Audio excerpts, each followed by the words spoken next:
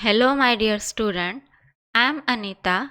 This is chapter number 8, Motion of CBSE Class 9 Science Part 4.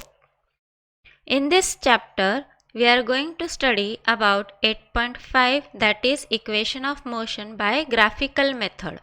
The first equation of motion is v is equal to u plus at. This represents the velocity time relationship. Here velocities are considered and time is also considered. Now what do you mean by v?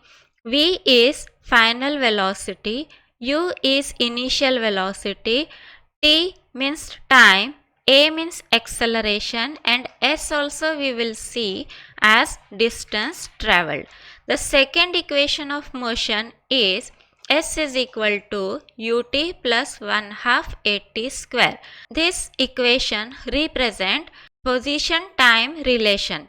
Position is denoted by s and time denoted by t.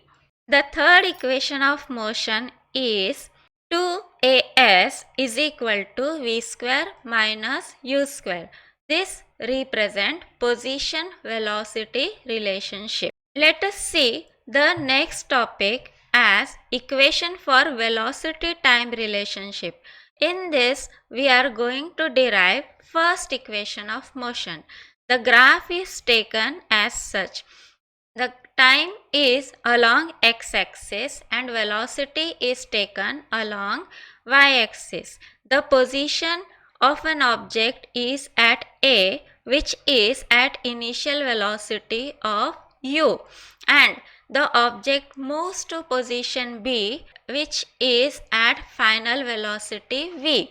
So from the graph we can find out that OA is equal to DC equal to u. This distance will be u, and BC, the distance from B to C, which is also equal to OE, that is equal to V, means final velocity. OC is equal to AD and this is equal to T, time. Now what is this BC?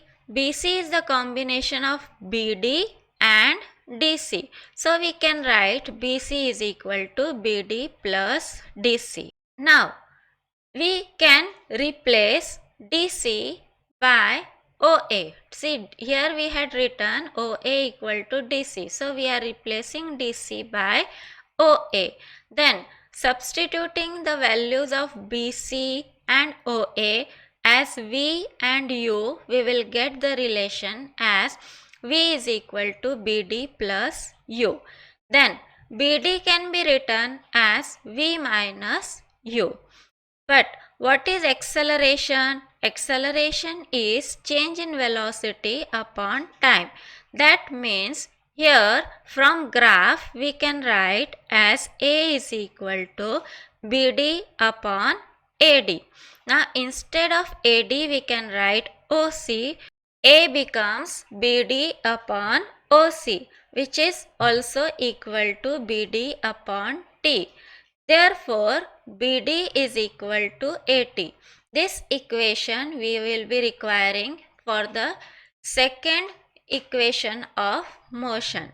Now further, BD can be written as V minus U. So, our equation becomes V minus U equal to AT. Now, keeping V to one side and transferring U to other side, we will get the final equation as V is equal to U plus AT, and this is our first equation of motion. Let us see how we can make the second equation of motion, that is equation for position time relationship. The graph is the same. The time is taken along x-axis and velocity is taken along y-axis. Here the initial data remains the same as earlier. Now the distance travelled is denoted by a letter S, which can be the area under this AB. So we can write S is equal to area OABC. That means it is a trapezium. The trapezium can be divided into two parts. One is of triangle and another one will be a rectangle. So S is equal to area of rectangle OADC and area of triangle ABD. Now we know that area of rectangle is having a formula as length into breadth. So we can write OA into OC, and area of triangle has the formula half into base into height. Here base we can consider as AD and height as BD. So half into AD into BD. Now substituting the value of OA, OC, AD and BD, we will get S is equal to UT plus 1 half T into AT, which comes out to be S is equal to UT plus 1 half AT square. This is our second equation of motion.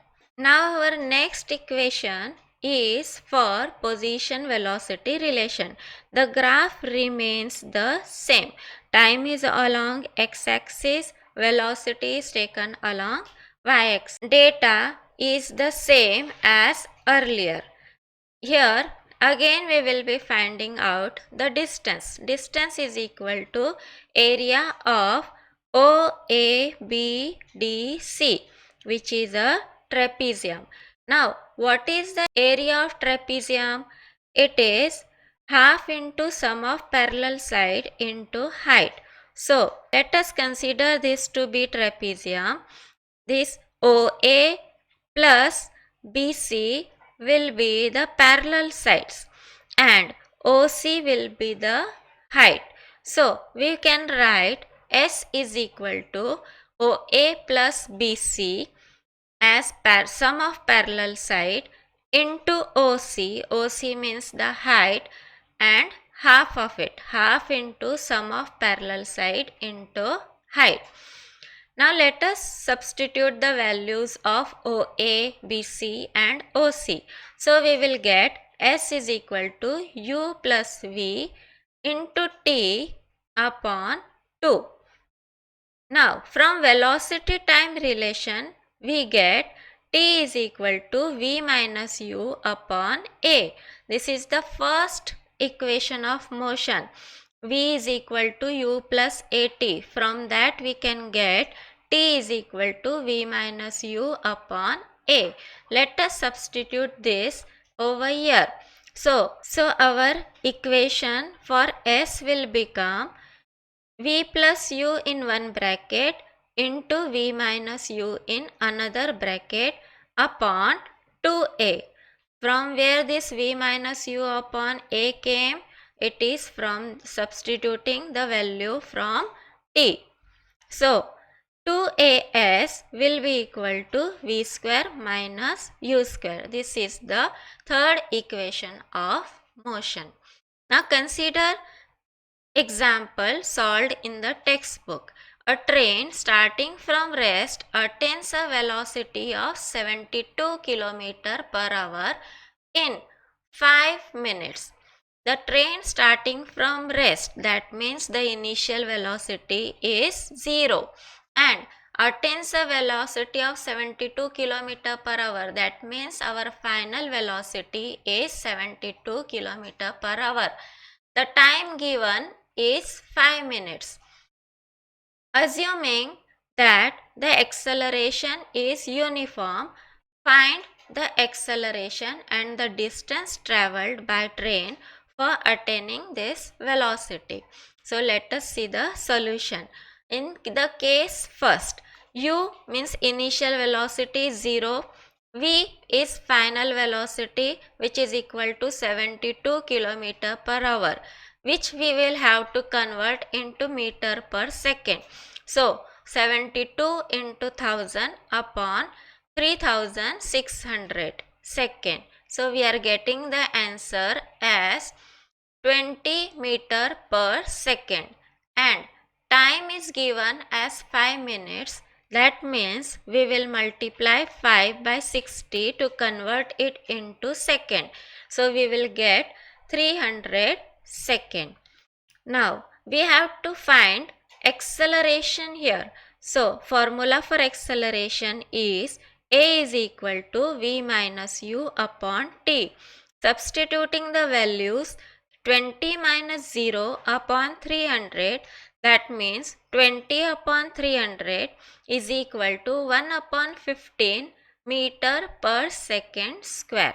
Now next we have to find distance travelled. For that we will use the formula as 2as is equal to v square minus u square. V square minus u is given as 0. So we will get the equation in the form of s as v square upon 2a. V is 20, so 20 square upon 2 into 1 upon 15, which we had got it over here. So solving this, we will get 3000 meter, which is equivalent to 3 kilometer. Thus we can write the acceleration of train is 1 upon 15 meter per second square, and the distance travelled is 3 kilometer. Now let us see the next example. A car accelerates uniformly from 18 km per hour to 36 km per hour in 5 seconds. That means our initial velocity is given as this much and final velocity is this much. Time is given as 5 seconds. Calculate the acceleration and the distance travelled by the car in that time. So for this, again see the solution. So first we have to find out acceleration. For that, u means initial velocity is 18 km per hour converted into meter per second as 5 meter per second. Final velocity is 36 km per hour, which will be converted as 10 meter per second, and time is 5 seconds. So we have the formula for acceleration as v minus u upon t, which is equal to 10 minus 5 upon 5, which is 5 upon 5 comes out to be 1 meter per second square. In the second case, we have to find distance covered. So we will use the formula as s is equal to ut plus 1 half at square. U is given as 5, time as 5. So 5 into 5 comes out to be 25 plus 1 half. A is having a value as 1. So 1 into t square means 5 square. So half into 1 into 5 square, which comes out to be 12.5. So 25 plus 12.5 we will get as 37.5 meter.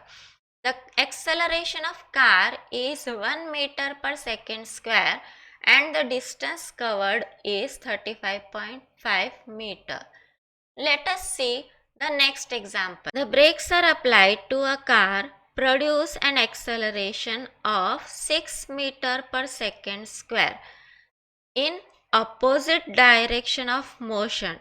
So acceleration is in opposite direction. That means here the value of A will be equal to minus 6 meter per second square. If the car takes 2 seconds to stop, that means time is given as 2 seconds, and it is stopping, that means the final velocity is given as 0. After the application of brakes, calculate the distance travelled during this time. That means S is a question mark. The data is as follows. Acceleration is equal to minus 6 meter per second square. Time is given as 2 seconds, and V, that is final velocity, is equal to 0 meter per second. So we have the first equation of motion as v is equal to u plus at. Substituting the values of v equal to 0 and a is equal to minus 6, t equal to 2, we will get u is equal to 12 meter per second. Now next we have to find distance traveled. So we will use the second equation of motion as s is equal to ut plus 1 half at square.